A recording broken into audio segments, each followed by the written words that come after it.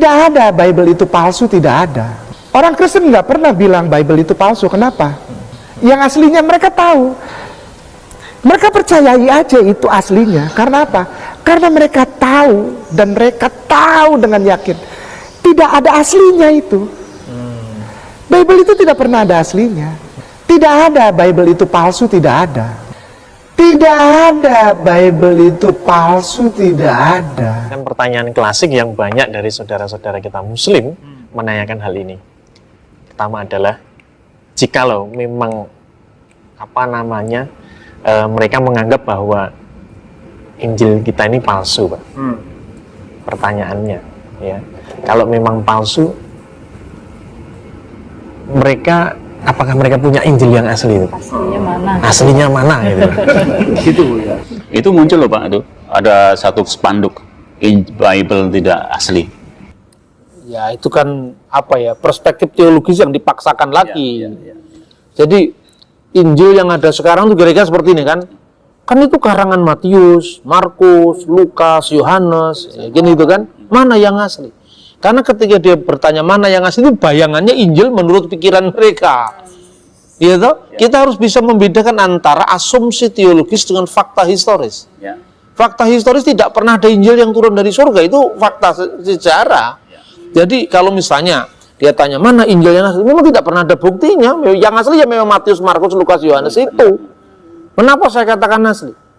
Tidak ada, jujur saja ya, tidak ada satu dokumen keagamaan yang lengkapnya menandingi Injil. Tidak ada. Kita bisa membandingkan tulisan Plato, manuskripnya dari tahun berapa, ya, terus dia hidup pada tahun berapa, Aristoteles itu hidup tahun berapa, manuskripnya dari tahun berapa, time gap, jarak antara kehidupan si penulis dengan naskah tertua yang ditemukan, itu kapan? Itu paling banter, ya, naskah-naskah Yunani itu, ada yang 15 naskah, ada yang 8 naskah. Aristoteles kita akui sebagai seorang filosof besar, ya kan? Bahkan kita ini kalau masuk di fakultas hukum, fakultas ekonomi, yang fakultas ilmu sosial yang lain, dikatakan menurut Aristoteles manusia adalah soon politikon, makhluk sosial. Mana sekarang uji kritik naskah terhadap Aristoteles? Time gap-nya 1000 tahun lebih, tidak sampai 10 biji jumlahnya. Injil ini, dan tidak pernah ada pembahasan kritik teks, textual criticism on Aristoteles, tidak pernah ada itu. Yang ada justru Injil.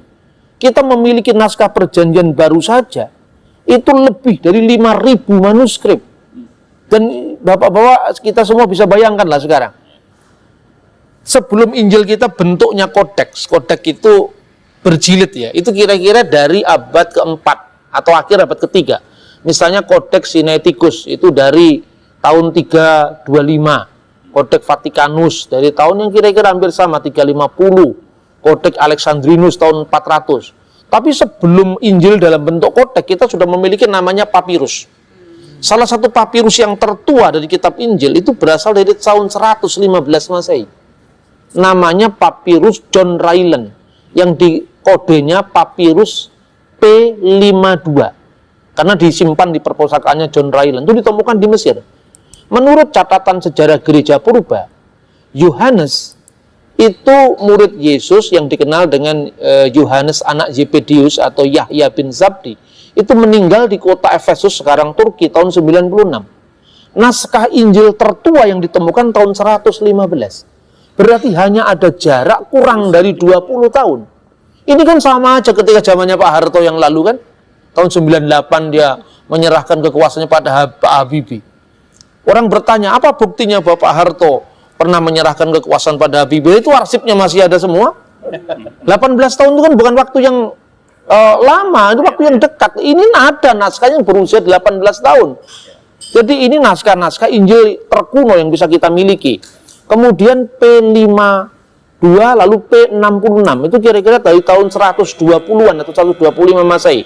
Berjarak kurang dari 30 tahun. Perjanjian baru yang lain ada yang lebih tua lagi. Menurut uji karbon dari Profesor Kim, dia seorang ahli papirus ya. Dia meneliti dari hasil uji karbon itu kira-kira baru tahun 2000-an beliau lakukan itu, di bawah tahun 2000 dia lakukan itu. Dia mengatakan bahwa ada naskah yang namanya P46 itu isinya 10 surat-surat Paulus, itu berasal dari tahun 85 Masehi. Nah, kalau kita belajar selama ini misalnya dengan Novum Testamentum Greek ya, edisi kritis kitab suci, itu baru ditentukan abadnya, karena itu memakai hasil uji karbon di awal abad 20 atau 21 awal ini terbaru, hanya berjarak belasan tahun dari kehidupan Paulus. Sekarang sudahlah, nggak usah ngomong Alkitab, nggak usah ngomong Quran, nggak usah ngomong Veda, nggak usah ngomong apa, ngomong sejarah saja. Kita lebih percaya dengan naskah Negara Kertagama dari zamannya Empu Prapanca, naskah lontarnya ditemukan. Kenapa kita harus merujuk sebuah keyakinan yang tidak bisa diverifikasi? Tapi kalau bisa diverifikasi silakan itu. Maka sekarang ini dunia akademis Islam dan Kristen sekarang mengembangkan metode dalam penelaan teks. Kemudian ada juga terkait dengan pertanyaan Mas Yogi, begini, di antara murid-murid Nabi Isa itu ada yang sama sekali tidak pernah ketemu dengan Nabi Isa sama sekali, gitu kan? Ada yang seperti itu. Ya saya katakan lah, terus Nabi Muhammad ketemunya kapan sama Nabi Isa? Lebih jauh kan waktunya. Kenapa standar yang sama tidak diberlakukan ketika Islam memahami kitab? Ini saya kira standar ganda. Itu tidak fair gitu loh. Jadi kalau mengkritisi agama orang, teksnya sendiri dikritisi. Jangan teksnya sendiri kemudian diprotek, tidak boleh dibahas, tapi kitabnya orang diedel-edel. Saya kira itu bukan sikap akademis yang bertanggung jawab. Saya kira jelas ya.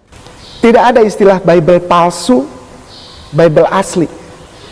Sekali lagi, tidak ada istilah Bible palsu, Bible asli. Tidak ada. Orang Islam ya salah. Orang Islam ya salah. Orang Islam ya salah. Kalau kau bilang Bibleku ini palsu, mana aslinya? Kelabakan sendiri orang Islam.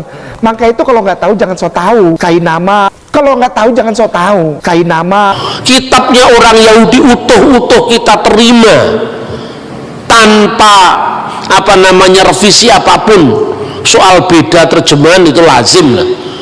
Yang luar biasa kan gini, orang langsung dituduh kitabnya palsu. Bayangkan 2000 tahun lebih Samaria Yahudi berpisah.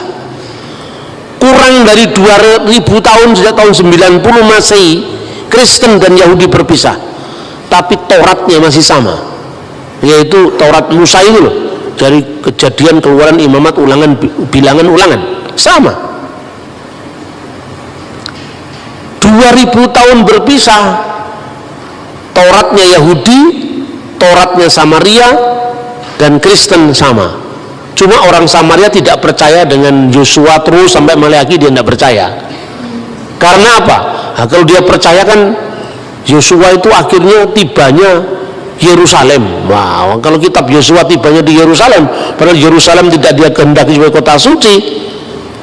Bagian-bagian pertama kitab Yosua dia ambil ditempatkan setelah pasal 34 kitab Ulangan.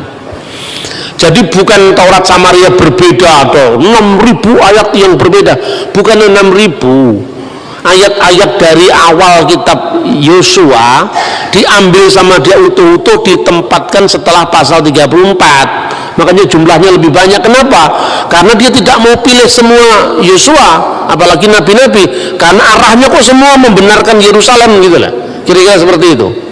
Tapi yang penting dasar Tauratnya itu tidak berbeda. Orang ya Samaria punya Paskah, Yahudi punya Paskah, Kristen juga menggenapi Paskah itu dengan Paskah Kalvarinya Yesus. Nah, kalau orang Islam boleh aja dia menerima Taurat, boleh saja, tapi kan Taurat yang dibayangkan sendiri, Taurat yang diturunkan kepada Nabi Musa lewat malaikat Jibril. Namanya kepercayaan itu kan hak asasi setiap orang. Tapi kalau saya katakan kami juga punya Taurat Pak, saya bilang ya, tapi Tauratmu Taurat dari alam lain karena nggak pernah eksis. Tauratnya Islam kan Taurat dari alam lain, kan nggak punya eksistensi sama sekali. Dia hanya mengandaikan ada Taurat yang digambarkan, diwahyukan, tapi dia menolak Taurat yang ada sekarang dengan tuduhan pemalsuan.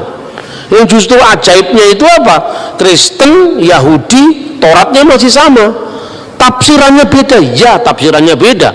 Sesama Kristen aja, Katolik sama Protestan juga beda tafsir kok. Apalagi beda. Satunya tidak percaya Yesus, satunya percaya Yesus, tapi kitabnya masih sama. Itu luar biasa itu.